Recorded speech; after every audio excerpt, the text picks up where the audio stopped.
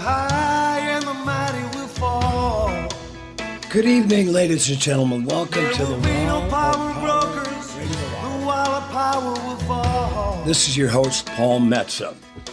We've got one of our favorite guests on tonight.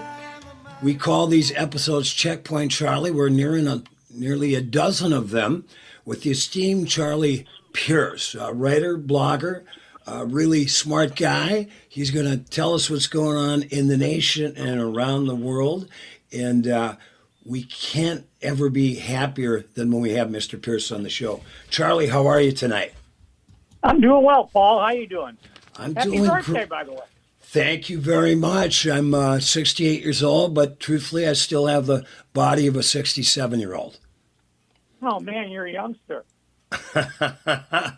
Well, it seems when I was thinking about it, every time when I've grown up, my grandpa always seemed to be 68 years old, and now I'm his age. But it beats the alternative, right? As near as I can tell, I never heard anybody say otherwise. Charlie, there's so much going on in the world. Let's start with the most important stuff in the nation. What's up with this Sarah Huckabee Sanders podium? Yeah, apparently she spent $19,000. I guess technically it's a rostrum and not a podium, behind which she would, deliver her gubernatorial pronouncements. And it was manufactured in Europe. I don't know why, unless there's like a heating element in it or it's vibrating or something. I have no idea why this thing cost $19,000. But she spent the money to get it. She brought it over, and then apparently she or her office faked all the paperwork about the expenses on it. You got to love these Republicans. Small government, baby. Yeah. Say, let's hear a little bit about what do you know, if anything, about MAGA Mike Johnson? Well,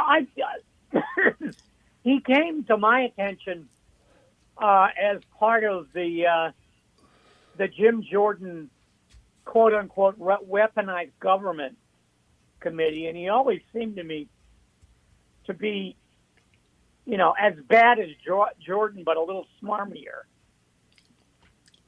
That's smarmy. The one thing Jordan isn't is ingratiating. Right. This guy was ingratiating. But I confess, I was pretty surprised when he turned out to be the compromise candidate. Yeah. Well, and he's got all of that crazy neo-fascist Christian views that, like you said, the party of small government, they want to control every parts of our life. Yeah, they want government just small enough to fit into your bedroom. Yeah, exactly. Well, it blows my mind that I can't even imagine them talking about criminalizing birth control, for God's sakes. I mean, what about the pursuit of happiness? Where does that fit in there with that's a great policy proposal. If you don't want to get a vote from any woman under the age of 50 for the rest of eternity. Yeah, it's and this whole anti-abortion movement that seems to be for those that are of that mindset. Yeah, but one thing I wanted to point out, Paul, this is not a guy who has crazy beliefs. This is a guy who has crazy beliefs and, got jobs regarding them his entire life. Right. I mean, he ran gay conversion sessions, or his wife did. Wow. He was a lawyer for the Christian supremacist Alliance Defending Freedom. Wow. I mean, this is a guy who made a living at it. Yeah. It's scared in hell, really. But I really have to think, like we saw in the last election, when they took down Roe versus Wade, that it's really got to mobilize of course, all women, but any smart thinking male that wants to, let women control their own bodies. What a crazy thought. Ah, What do you think he's going to be effective? no. I mean, he's already. First of all, he's as much, at the. He serves as much at the pleasure of the crazy people as Kevin McCarthy did. Mm-hmm.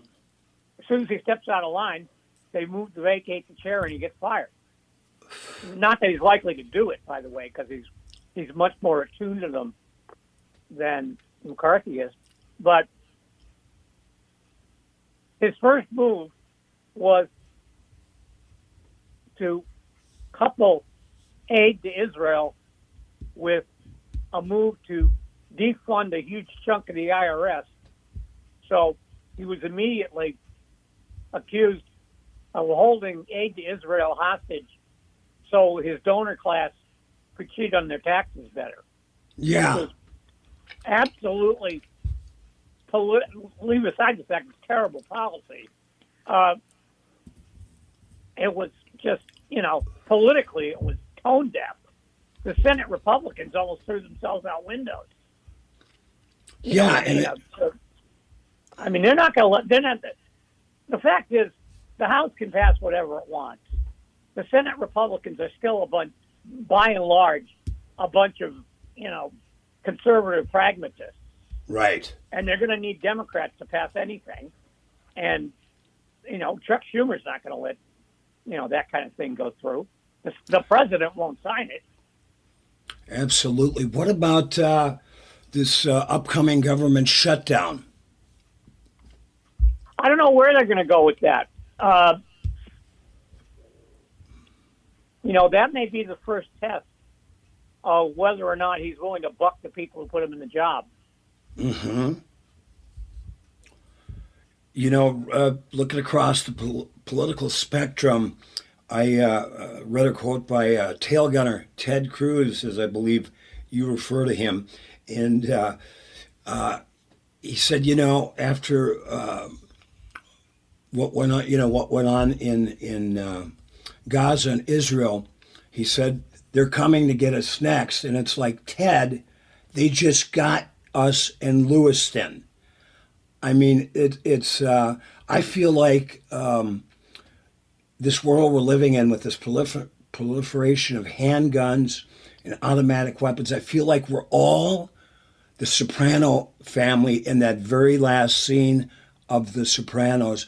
You never know who's going to walk in the door and cause you harm. Well, I would think, Paul, someone like you who gets up and performs in public, it's got to be a very strange time to be doing that.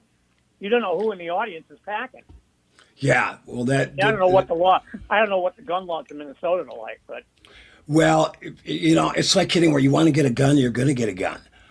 But it's a guy that has made a bit of a living singing protest music. Christ almighty, it crosses my mind every now and then. They were, I was reading a piece by the great musician Al Cooper and other folkies around the time after the Kennedy assassination. God, and I hate to even put this thought into the universe, but that everybody was worried that Bob Dylan was going to get assassinated. And Christ, these days it's like, those were the days where he was going down to Mississippi, singing on the back of pickup trucks. Yeah, with the great Pete Seeger. That was. You say what you will about Bob. That took a lot of guts back then. Yeah. Well, he was. I spent a really amazing couple of days with Bob Johnston, who produced Blonde on Blonde, Sounds of Silence, Leonard Cohen, Johnny Cash at Folsom Prison, and I was going to do a project with him that didn't go through. The label fell through, but Bob, who is number one, smoked more pot than Bob Marley, but was a really kind of a visionary. Of course, you can tell by the records he produced. But he told me we were driving into Austin, beautiful night, lights of the city were coming up, and it was a gorgeous night driving around the foothills of Austin. And he said, and he's got a point, he said, Bob Dylan stopped the Vietnam War. Well, he certainly had a hand in it. Yeah. I mean, I kind of think that the North Vietnamese Army stopped the Vietnam War, but I understand. Yeah, but I mean, I know he was. He gave voice to. He was one of the first one to give a lot of voice to give voice to what was going on in the colleges and in the streets, for sure. Yeah. In fact, this would be a great time to play a little Bob Dylan, and we've got Mr. Charlie Pierce, Checkpoint Charlie, with us for the whole hour tonight on the Wall of Power Radio Hour. Stay tuned. And accept it that soon you'll be drenched to the bone. If your time to you is worth saving, then you better start swimming or you'll sink like a stone. For the times, they are a-changing.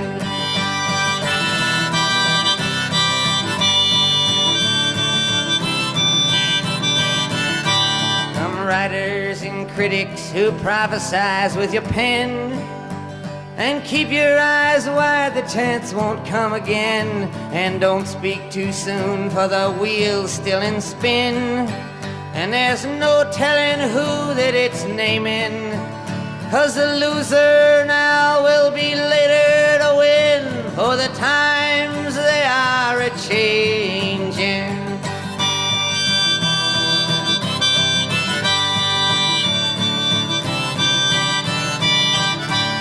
Senators, congressmen, please heed the call. Don't stand in the doorway, don't block up the hall, for he that gets hurt will be he who has stalled. The battle outside raging will soon shake your windows and rattle your walls. Wall of Power Radio Hour. Welcome back to the second set of the Wall of Power Radio Hour. This is your host, Paul Metza. My guest for the whole show tonight, we're always honored to have Mr. Charlie Pierce. And we're going to talk about a wide range of stuff. But Charlie, why don't you tell the folks about Minnesota hero who we just lost a few weeks ago, the great hockey player from Warroad, Minnesota, Henry Boucher, and talk about the piece you did on him and getting to know Henry. Well, I did a piece a long time ago. In fact, I have a picture of it right, not 10 feet from where I'm sitting, of a sign at the Patch, which is a hotel. I guess in the summer it's a resort in Warroad, with my name on the marquee saying, "Welcome to Hockeytown." Nice. I went up there and I wrote about Warroad and hockey, and of course, Henry was one of the legendary stars. In fact, I interviewed not only him, but I interviewed his son, who was playing for Warroad High School at the time, and he was just a wonderful man. I mean, he went out, he was enormously successful, won an Olympic silver medal, played in the NHL, and eventually came home and worked with, his family and friends in the Ojibwe Nation, basically giving back to the community. And now, he became a huge figure. Tell the folks about his hockey career and his terrible injury. Well, yeah, he, first of all, the legend began when he took Warroad to the Minnesota State tournament finals against Edina, which they hadn't divided up the Minnesota hockey tournament yet, and Edina was one high school. So you're talking about a small school from the very northern part of Minnesota against a wealthy suburban high school team, from a very wealthy suburb. And they played this epic game. They wound up, I can't remember the details offhand, but I know that they played into 2 overtimes, and in the second overtime, Warroad hit the pipe twice. Oh, Edina wow. wound up winning the game. Henry was the reason Warroad was there. Yeah. He was the only reason that carried that team. Anyway, so he goes to the NHL, and he plays, as I said, he played for the Red Wings. He played for the North Stars. And he came, I think he played in the WHA too, actually, but I'm not sure. He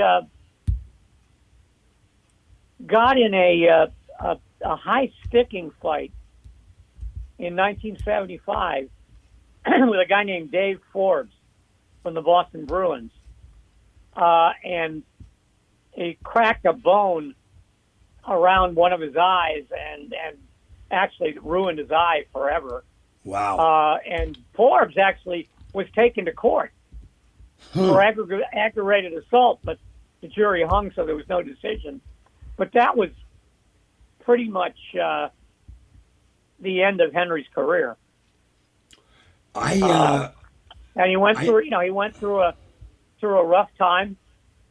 Fought his way through drug and alcohol, and became, reestablished himself as a pillar of the community, the Ojibwe Nation, up in Warroad. Yeah, just a true Minnesota legend. I knew a cousin of his who used to come and see me play back when I had a weekly gig at a place called Shaw's Bar in northeast Minneapolis. And I always wanted to get a hold of Henry, and he was going to set it up. Never got around to doing it, and then I moved and everything, so things got a little confusing. But he said, Henry, still at that time, you wouldn't want to cross him in a barroom fight. No. He could throw down. There was a real angry period. One of my favorite Boston Bruins, speaking of tough defenseman, was Teddy Green. Yeah, another guy whose career was ended with a high stick. Yeah. You must have been a Bruins fan growing up. Actually, no. I was, and still am, a Montreal Canadiens fan. Really? And I will tell you why. When I was beginning to watch sports on TV,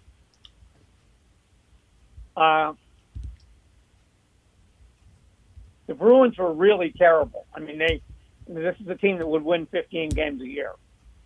And so I didn't want to be their fan. So I went to my dad, who, in addition to being a high school principal, was the hockey coach at North High in Worcester. And I said, who should I watch? And I don't know whether they were on TV or they're coming on TV. And it was Montreal. And my father said, watch these guys. They play it the right way. And I became a fan. And I was rocking right along, and everything was great. And then when I was about 11, freaking Bobby Orr showed up. Oh, yeah. So I became an outcast. The Bruins got really good. I was a Montreal fan. I would never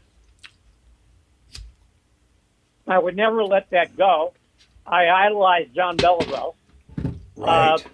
But I was stuck now in Massachusetts with a good hockey team and one of the greatest players who ever lived. Oh, man. Childhood trauma. It was. I just saw a great picture, Charlie Pierce, of Jean Bellevue with a young, about a 12 or 13-year-old Wayne Gretzky. And I was a huge hockey guy growing up. In fact, I think I've told you, but for people that haven't heard the story, I went to the Tommy Williams Hockey School in Duluth in 1968. And I believe it was Bobby Orr's, I want to say it was his rookie year. But the coaches at the school were Tommy Williams, of course, Bobby Orr, and Phil and Tony Esposito. And I got my picture on the front page of the sports section, shaking hands with Bobby Orr. It's one of my most cherished photos. Where was this? It was in at the Duluth Arena, Duluth, Minnesota. Tommy Williams was, I think he played. He was the only American in the NHL for a while. Yeah, and he was a Duluth native. So he had a 2 or 3 years of his hockey camp, and so in fact, I went to hockey camp with Phil Haney, who ended up on the 1980s Olympic hockey team, and others. But yeah, it was really a charge. And then if that wasn't, do you remember what year Bobby Orr? What year was his rookie year? Was it 68? No, it was 66 or 67. I forget. Yeah, I think maybe more like 67. But anyway, that year, Bobby went out and just tore it up. I think he was like, as a defenseman, he was the third highest scorer in the league. It was incredible. Well, that was the, he revolutionized his sport as much as anybody ever has. And I guess he's a really good sports agent now, or was anyway. Yeah, well, I think he's retired at this point, but yeah, he was the victim of one of the most monumental scams by an agent of a player ever, when he was tied up with that crook Alan Eagleson, who arranged at one point to be both labor and management in the NHL. And, right. For a while, Canada and the United States were fighting over who was going to get to prosecute him first. And, of course, he robbed. The Bruins offered Orr through Eagleson an ownership stake in the franchise, which in the 1970s was unheard of in sports. Right. Eagleson never told Bobby about it and cut the deal, moving Bobby to Chicago without ever telling him about it. Wow. Unbelievable. I mean, it was awful. But that's part of the reason he got into representing players, is because he had a really bad experience. Yeah, I talked to a buddy of mine who's out in Boston, actually, and he said after Bobby retired, there was some sporting event, and he drove Bobby Orr to and from the airport. He said he couldn't have been a nicer guy, which is exactly how you want your heroes to be, right? Yeah, it was funny. One time, Bob Lobel, he was like the king sportscaster in Boston for about 20 years. He used to do a Sunday night, interview show. And one night, he had Ted Williams, Larry Bird, and Bobby Orr. Wow. On the set. And, obviously Ted Williams took all the oxygen out of the room anytime he sat there. Sure. And Larry was, beginning to open up a great deal. But Bobby was just this guy at the end of the row of the panel. And it was like, he was just a guy sitting there. Unless you knew who he was. And of course, Bird always said that before the game, when they were lined up for the national anthem, he would look at Orr's retired number in the rafters. And that's how he would focus before every game. Wow. Great story. I was reading a autobiography of Daniel Lanois, the producer who did Time Out of Mind by Bob Dylan, a lot of U2 big records, Peter Gabriel, and more. And when he was coming up, yeah, but he couldn't get Blind Willie McTell on Infidels. hard as he tried. That was actually Mark Knopfler, but yeah, I'm sure Mark's still kicking himself in the ass for that. But Lanois said he used to have a duo with his brother, and they were, he's from Canada, and they were growing up. That Bobby Orr had a series of restaurants and bars that had music, and Lanois played played that circuit, and I always thought that I like when my Boy, worlds collide like that. I was going to say that's a world's in collision moment. Let's listen to a little Daniel Lanois, and then we'll be back. One more set with the great Charlie Pierce with our continuing epic series of interviews with him called Checkpoint Charlie. Stay tuned. Oh, deep water, black and cold like the night. I stand with arms wide open. I've run a twisted line. I'm a stranger in the eyes of the maker.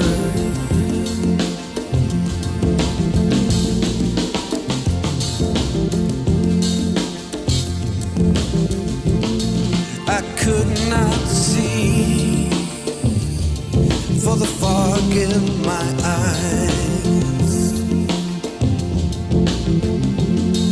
I could not feel for the fear in my life. And from across the great divide, in the distance I saw a light. Jean-Baptiste walking to me with the maker. My body is bent and broken by long and dangerous sleep. I can't work the fields of Abraham and turn.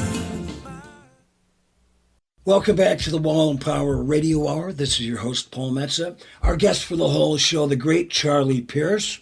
And it's always fun to check in with Checkpoint Charlie. Charlie, the Trump trial's going on in New York. You following that a little bit?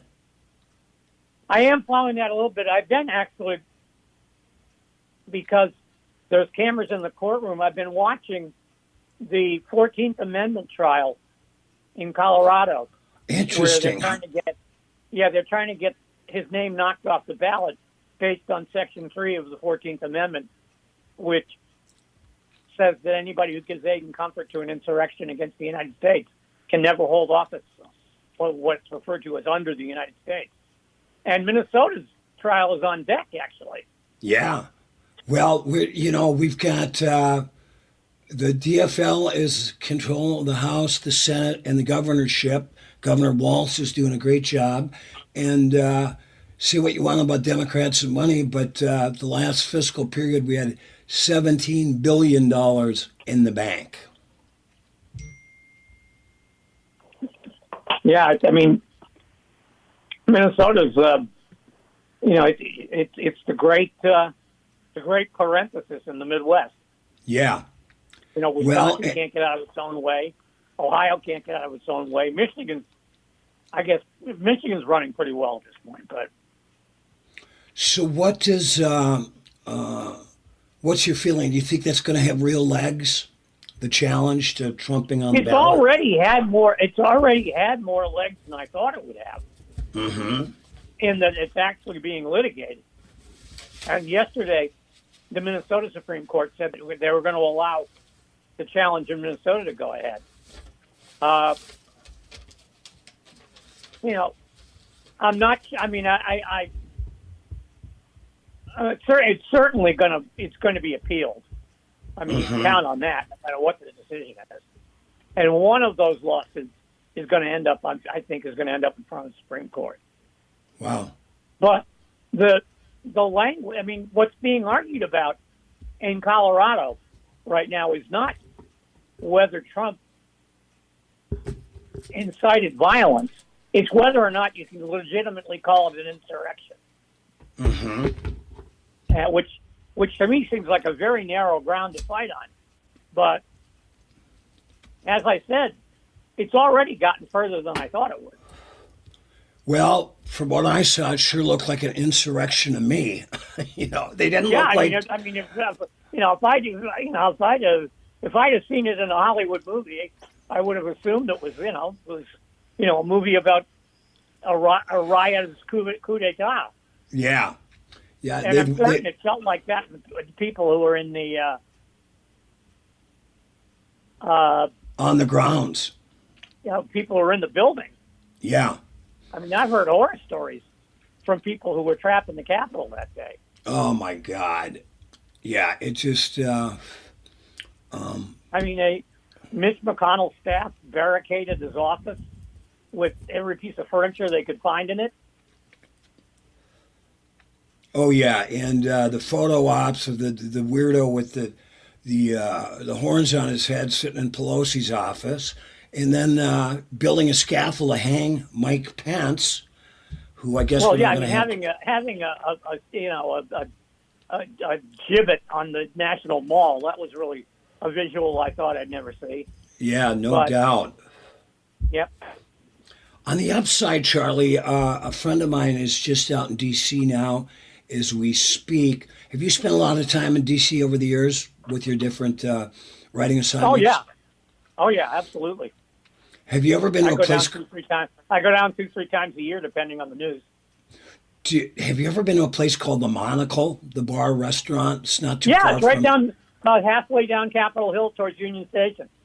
I was there years ago. I played at the Million Mom March at the invite of my buddy Josh Horowitz, who was the executive director of the Coalition Stop Gun Violence. And so we went to the Monocle to hang out. Henry Hyde was having dinner. Kay Bailey Hutchinson cut into the men's room line because there was too many. The line was too long in the women's room, but it was incredible. The pictures on the wall. There's a lot of pictures of John Tower, right? And he used to. And I believe John was a good one for the bending of the wrist, apparently. Tell people that might be a little too young about Mr. Tower. Well, he was a very prominent senator from Texas, very, very hawkish on defense, and he almost became Secretary of Defense, except people started mentioning that, John liked to get seriously lit before noon. When there was a lot of that, by the way, in the in the 50s and 60s.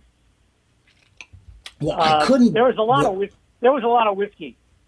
I was flowing through our democracy back then. I had a great gig 3.5 years at a place called Knives, Paul and Azer, which is a great steak and martini joint in Northeast Minneapolis, and it was actually a union bar. Everybody was making union wage, cooks, bartenders, swampers, and the rest. And that's where I encountered a real martini for the first time. And I'm still a big fan. Straight up, a vodka, straight up dry, 1 olive, shaken, not stirred. But I couldn't believe, because it was right around that time or right before, that they got rid of the 3 martini exemption at lunch. I'm going, who the hell can drink 3 martinis at lunch and go back to work? That was something I never understood, Paul, and I'm glad I hear you say that, because I thought I was just a wimp. My maximum on martinis is 1, maybe. Yeah. First of all, if you don't drink it while it's cold, it tastes like lighter fluid. Yeah, exactly. And I cannot just fire one down. Yeah. Well, they, what they say about martinis, they're like breasts, 2 are perfect, 3's too many. And you know what they say about a perfect martini should conjure images of Greta Garbo skinny dipping in an Arctic lake. invented by a guy named Martinez That's a in nice. 18... That's a nice image. I can conjure that up actually. Yeah. Without a martini, I can. and then- I can. In fact, I'm conjuring it right now. And I think FDR's motto was 4 martinis and a treaty. Well, yeah, he would. I mean, apparently he would shake them up for anybody who came in the Oval Office. If you came at the right kind, of day, those. I learned this very young when I was a young political writer in Massachusetts.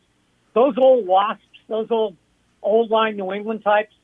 Yeah. They all had hollow legs. Yeah. They didn't pickle themselves. They just ran on a steady flow of martinis or sherry or whatever. The good old days, as we call them. Charlie, let me ask you this. When you're in D.C., when you get a chance to sightsee, I know you're a busy guy, where do you like to go out there? I'm sorry, ask me that again. I was momentarily distracted by Greta Garbo skinny dipping. Who wouldn't be? I said, when you get time in D.C., when you're not working, when you're not on the beat, where do you like to go? Do you like to get to the museums? Well, I mean, I'm a very big museum guy, and of course, museum heaven. As for at night, I like to go to the Dubliner, the Irish pub down near Union Station, and I love to go to a place on the White House end of Pennsylvania Avenue called the Tune Inn. Okay. Which allegedly Jimmy Breslin wrote most of his Watergate book, How the Good Guys Finally Won, in the Tune Inn. Cool. He spent the summer essentially hanging around Tip O'Neill's office, and he would go down and write about Tune Inn, and right at the Tune Inn.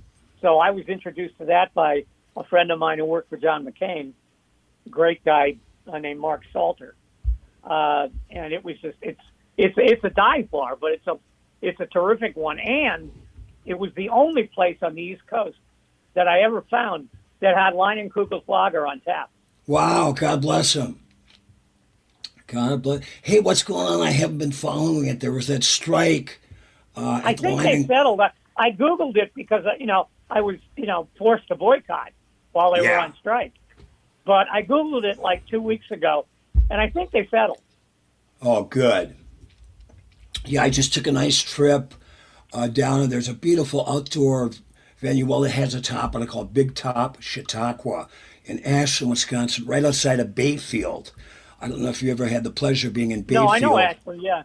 Yeah, and but I went to a bar in Bayfield, and they had Leinenkugel signs all over, and I was hoping the strike was over because I had a nice cold glass of Leinenkugels, and it tasted as good as it ever did. The lager, which they refuse to sell around the country, is still my favorite American beer. Mm-hmm. I mean, although it's the perfect blend of tasty and thirst quenching. Yeah, and they can discontinue Summer Shanty any moment, and I won't be sad. Yeah, that's all. I mean, I don't mind the red that much if I have to, if I'm stuck without anything else. And the Christmas beer is generally pretty good, although it's a little bit heavy for my taste. But I did have the shandy, all of the shandies, all of the beer with fruit, the smoothie beers. I'm not big on those. Yeah, me neither. I'm not a big cider guy either. Alcoholic cider, not for me. I was getting my car fixed in Superior, Wisconsin, which we refer to as Soup Town. And I was talking to the guy. Lifer grew up, and his dad grew up running this car shop in Superior. He said at one time, Superior, Wisconsin, God, it would have been maybe a town of 25,000 back then, had 125 bars. Wow. That's very Wisconsin. It's I was Googling the other day. My father, after the war, was, during the occupation in Japan, was a port director in a town called Niigata, which is on the northwest side of Japan, facing China and Korea. And I just Googled. I'm interested in going there. He always said he wanted to go back and never did, so I feel kind of obligated. But I looked it up, and it is apparently the sake capital of Japan. There are literally there are 90 distilleries in and around Niigata making their own kind of sake. That's a lot of sake, man. And if you've never run into sake in your travels, believe me, I have. It's an adult dose. I had my first shot of sake in People's Park in Berkeley. I don't know which one of my buddies was running with a flask of that, but yes, I'm very familiar with that particular liquid. Charlie Pierce, tell us before you go. Number one, thanks so much for being on the Wall Power Radio Hour. What can we Americans, especially as progressives out there, or long-suffering progressives, what can we look forward to? Where's the bright light here at the end of the road? I think, you keep your head down and keep working. Don't look for the light. If you work hard enough, you'll find yourself in the light anyway. That's a beautiful way to end this episode of Checkpoint Charlie and the Wall of Power Radio Hour. Charlie, you have a great rest of the weekend, and as always, thank you so much for your time. Hey, Paul, you know me. I love the idea of your listenership. Well, I gotta get out there. I haven't been to the Upper Midwest in too long. Well, you get that buddy Popovich out here. I want to hear the real story about the hookers and the fire in Madison. Well, we were heroes that night. We could be heroes. We could be heroes just for one day. Oh, fantastic, Charlie! Thank you so much, man. You're always a joy. Take care, man. Take care. Okay, you too. Bye-bye. Thanks for listening to the Wall of Power Radio Hour. This show is produced by Paul Metza, engineered by Patrick Lilia. I've got a big show coming up, 25th anniversary of Paul Metza and Sonny Earl. They've called us Brian McGee and Sonny Terry Meets the White Stripes, December 20th at the Dakota Jazz Club in downtown Minneapolis. My book, Blood in the Tracks, the Minnesota musicians behind Dylan's masterpiece, is for sale at fire bookstores everywhere. And like my dad used to tell me, remember to be kind and make someone happy.